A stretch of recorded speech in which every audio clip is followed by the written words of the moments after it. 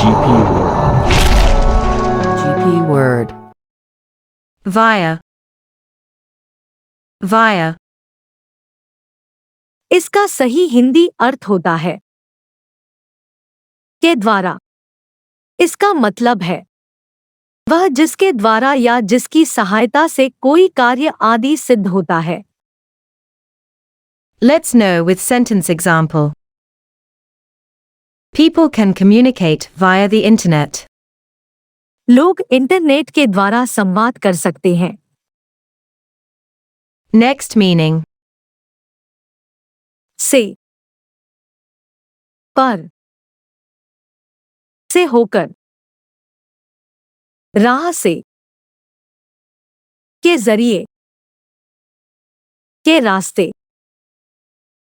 के माध्यम से, के माध्यम द्वारा, पर से, में से, विद्या, की राह से। नेक्स्ट, इसका प्रयोग।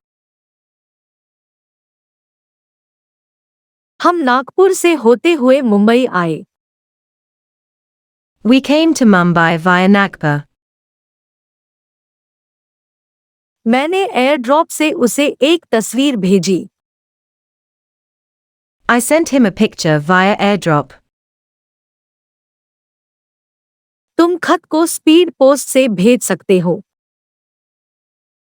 You can send a letter via speed post.